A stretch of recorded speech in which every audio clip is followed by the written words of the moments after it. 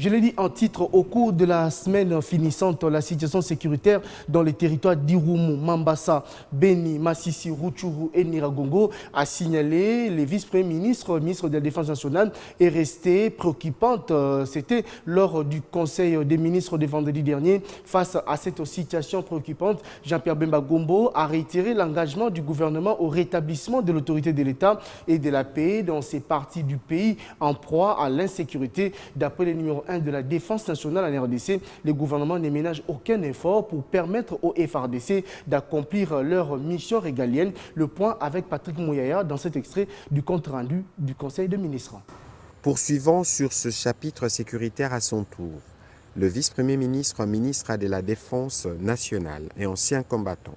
a signalé que la situation sécuritaire à l'est du pays est restée globalement volatile au cours de cette semaine finissante dans les territoires d'Irumu, Mambasa, Beni, Massissi, Rutshuru et Nyiragongo. Si à Irumu, Mambasa et Beni, les terroristes ADF-MTM ont multiplié des incursions dans le but de s'approvisionner en vivres et en produits pharmaceutiques, à Massissi, Rutshuru et Nyiragongo, après avoir reconquis les positions jadis cédées aux unités du contingent de l'EAC, les terroristes M23 RDF ont lancé des attaques contre des forces d'autodéfense qui présument être supplétifs de forces armées de la République démocratique du Congo. Dans le cadre de l'enquête qui a été lancée après les massacres d'une quarantaine de nos compatriotes à Lala en territoire de Djougou, le vice-premier ministre, ministre de la Défense nationale, a informé le membre du gouvernement que 14 suspects ont été interpellés.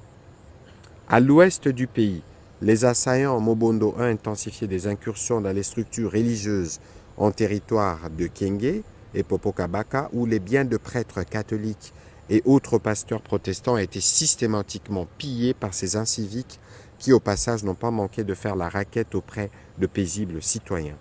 Le vice-premier ministre, ministre de la Défense nationale, a par la suite donné les points saillants et a marqué l'environnement sécuritaire dans les autres zones du pays et des informations détaillées sur la situation opérationnelle irrélative.